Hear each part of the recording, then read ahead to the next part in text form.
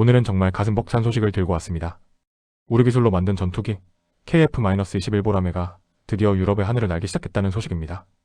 2026년 현재 폴란드 현지에서 전해진 생생한 반응과 함께 이것이 단순한 군사 소식을 넘어 우리 시니어분들의 노후 자산과 국가 경제에 어떤 엄청난 영향을 미치는지 아주 자세하게 분석해드리겠습니다. 지금 모르시면 나중에 크게 후회하실 수도 있습니다.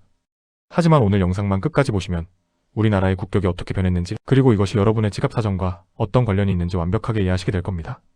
이런 소중한 정보 놓치지 않으려면 지금 구독 꼭 눌러두세요.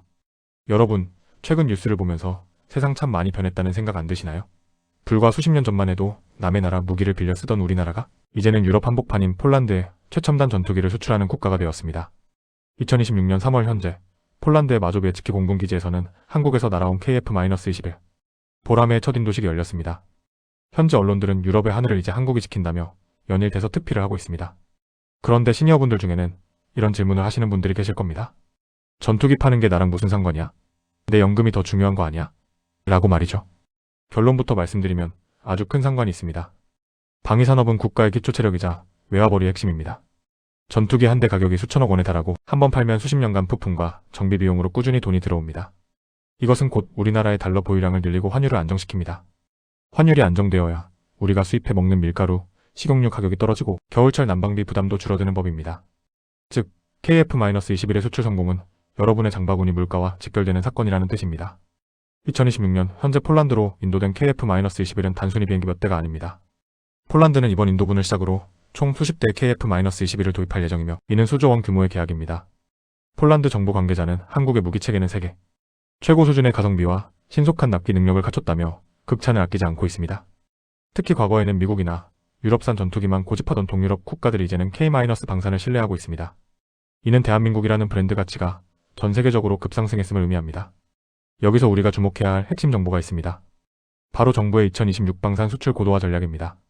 정부는 방위산업을 제2의 반도체로 육성하여 여기서 발생하는 수익을 국가복지재원으로 활용하겠다는 방침을 세웠습니다.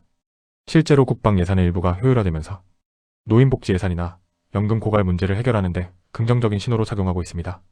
우리가 낸 세금으로 개발한 전투기가 이제는 효자 노릇을 하며 나라 곳간을 채우고 있는 셈입니다. 사례를 하나 들어볼까요? 경기도에 사시는 70대 김 선생님은 최근 주식시장에서 방산주 관련 펀드에 소액 투자하셨다가 짭짤한 수익을 보셨습니다. 예전에는 삼성이 최고인 줄 알았는데 이제는 하늘을 나는 전투기가 돈을 벌어다 주네요 라고 말씀하십니다. 김 선생님처럼 직접 투자를 하지 않으시더라도 여러분이 받으시는 국민연금이 어디에 투자되는지 아십니까? 국민연금공단은 우리나라의 핵심 방산 기업들에 막대한 자금을 투자하고 있습니다. 따라서 KF-21이 잘 팔릴수록 여러분의 노후 자금인 국민연금의 수익률도 함께 올라가고 연금 고갈 시기도 늦춰질 수 있는 것입니다. 하지만 주의해야 할 점도 분명히 있습니다. 전 세계적인 지정학적 위기 속에서 무기 수출은 정치적인 리스크가 따릅니다. 유럽의 정세가 변하거나 국제관계가 꼬이면 수출 전선에 차질이 생길 수도 있죠. 또한 전투기는 팔고 나서 끝이 아니라 30년, 40년 동안 계속 관리해줘야 합니다. 팔 때는 좋았는데 나중에 관리 비용이 더 들면 어떡하냐는 우려도 나옵니다. 하지만 우리나라는 이미 폴란드 현지에 대규모 정비센터를 구축하기로 합의했습니다. 이는 단순히 물건을 파는 것을 넘어 유럽 시장 전체에 대한민국 기술의 뿌리를 내리는 아주 영리한 전략입니다. 그렇다면 우리 시니어분들은 이런 상황에서 무엇을 실천해야 할까요? 첫째, 우리나라의 기술력과 국력에 대한 자부심을 가지셔도 좋습니다. 우리가 젊은 시절 땀 흘려 일군 대한민국이 이제는 세계 4대 방산 강국으로 우뚝 섰습니다. 이런 자부심은 시니어분들의 정신 건강과 자존감 향상에 큰 도움이 됩니다. 둘째, 경제 뉴스를 보실 때 방산이라는 단어에 주목하세요. 방산 수출 호조는 원화 가치 상승으로 이어져 해외여행을 가시거나 수입식자재를 사실 때 실질적인 혜택으로 돌아옵니다.